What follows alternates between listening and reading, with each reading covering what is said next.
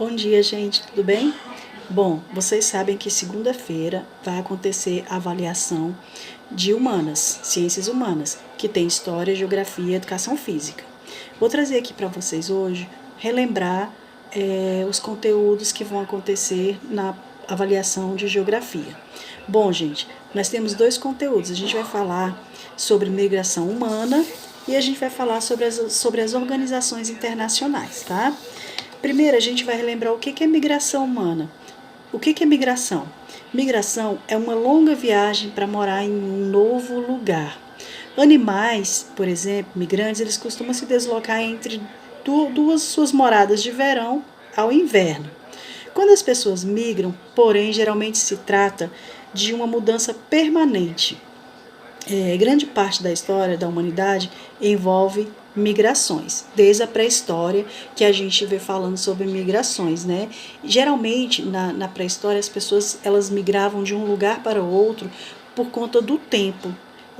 Se ficava muito frio, procuravam lugares mais quentes e aí se acostumassem iam ficando nesses locais. Existem vários tipos de migração. Um deles a pessoa não tem casa. Esses são chamados de nômades. Certos nômades possuem rebanhos, animais, e precisam dividir o seu tempo entre a pastagem do verão e o inverno, como eu falei lá antes, né? Outros são os ciganos. Eles mudam frequentemente em busca de novas oportunidades. E nós também temos os trabalhadores rurais, né? Aqui no Brasil, principalmente, nós temos os trabalhadores rurais que vão procurar nas fazendas os melhores lugares para fazer a colheita, né? Trabalhar, eles saem dos seus estados, vão para outros e mudam de lugar. As mudanças dentro de um país, elas são chamadas migrações internas. Aqui dentro do Brasil são chamadas migrações internas. E a mudança de um país para o outro são as mudanças externas, né? As pessoas elas sempre mudam, os imigrantes, né, por novas oportunidades. Procuram bons empregos, né, bons lugares para cultivar os seus produtos. Eles querem conhecer outras nações. Bom, a história, como eu falei para vocês, das migrações, ela vem desde históricas e antigas. Nós temos também a migração na Idade Média, né? As guerras, geralmente, né? Elas faziam as pessoas as migrarem. Quando havia guerra e uns ganhavam, um grupo ganhava a guerra, o outro era expulso do seu território, tá? Por invasores. Nós temos migrações na América. O maior grupo imigrante o maior grupo imigrante aqui nas Américas são os escravos, principalmente aqui no Brasil, como vocês já sabem. Após 1800, a superpopulação, as grandes guerras, os desastres naturais na Europa, eles trouxeram muitos migrantes para a América, não só para o Brasil, mas para a América, tá?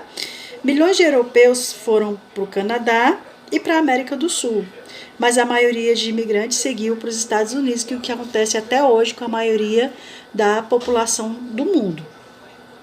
E nós temos também a migração no Brasil, tá? O Brasil, ele constitui um grande foco de atração de imigrantes, né? A fundação da Baía de Salvador, já lá no século 16 já foi um grande chama, né, por conta das nossa natureza, principalmente da nossa natureza, dos recursos naturais, pedras preciosas e também pelo clima tropical do Brasil também. Isso atraiu muito os migrantes para o Brasil. E nós temos também as migrações modernas. O que são essas migrações modernas? Nas últimas décadas do século XX, muitos brasileiros procuraram oportunidades em outros países, certo?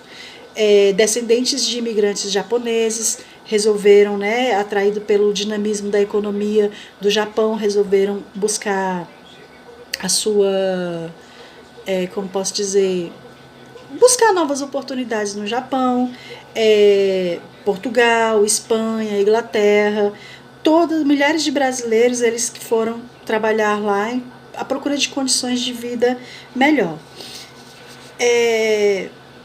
E os Estados Unidos, que é o principal, né, atrativo para essas migrações, não só o Brasil, mas atrai, como eu falei para vocês, do mundo inteiro. Tá? Os Estados Unidos, por ser considerado ou né, a potência mundial, então muitas pessoas procuram principalmente os Estados Unidos para morar.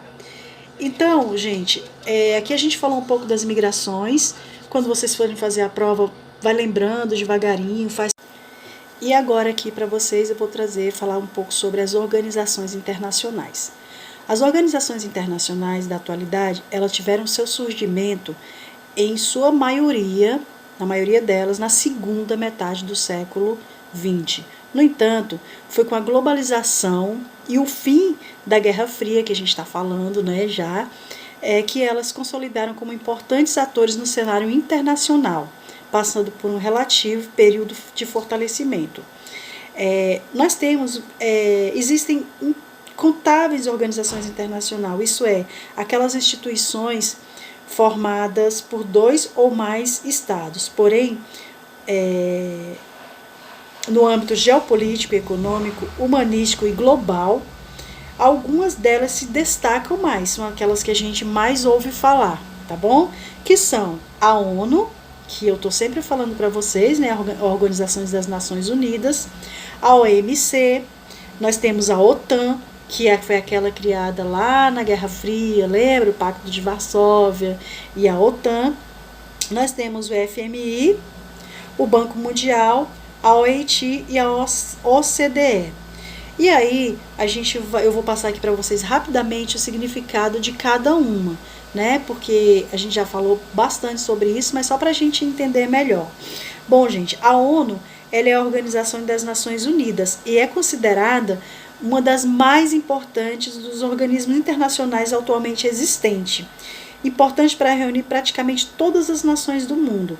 Ela surgiu no final da Segunda Guerra Mundial, né, em substituição à antiga Liga das Nações, e objetiva promover a paz e segurança nacional. Tá? Ela está mais envolvida assim quando tem algum conflito, né? E aí a ONU entra para dar uma força aí nesses conflitos. Nós temos, então, e a principal decisão da ONU, quem toma é o Conselho de Segurança, que é formado por um grupo muito restrito mesmo de países. Na verdade, esses países são os antigos vencedores da Segunda Guerra Mundial. Quem são esses vencedores, gente? Rússia, que é a ex-União Soviética, Estados Unidos, França, Reino Unido, China. Essa última, ela não participou ativamente da Segunda Guerra Mundial, mas ela conseguiu grande prestígio de poder internacional capaz de assegurar uma vaga no Conselho. Olha só, ela nem participou, mas muito prestigiada, né? Então, esses são os principais atuantes na ONU, do Conselho de Segurança. Aí nós temos também a OMC, que é a Organização Mundial do Comércio. Esse é o organismo internacional responsável por legislar, acompanhar as transações econômicas e comerciais realizadas em diferentes países. Como eu falei para vocês, esse ano uma mulher, né, foi eleita presidente dessa organização, uma negra africana, e aí ela foi eleita pela primeira vez. Nós temos a OTAN, que é a organização... Bom, como eu estava falando, a gente tem a OTAN, que é a Organização do Tratado do Atlântico Norte, que a gente está falando lá durante a nossa aula sobre a Guerra Fria. Nós temos o FMI, que é o Fundo Monetário Internacional, é uma grande organização responsável para garantir a estabilidade econômica internacional. Nós temos o Banco Mundial, que foi criado em 1945 na conferência junto com o FMI, e ela trata de uma organização vinculada à ONU, tá bom? Nós temos a OIT, que é a Organização Internacional do Trabalho, é uma instituição responsável por regulamentar, fiscalizar, estudar e avaliar as relações de trabalho existentes em todo o mundo. Lembra que no comecinho a gente falou, né, sobre trabalho. E nós temos aqui a OCDE, que é uma organização para a concepção e desenvolvimento econômico, é uma institucionalmente atual composta por 34 países.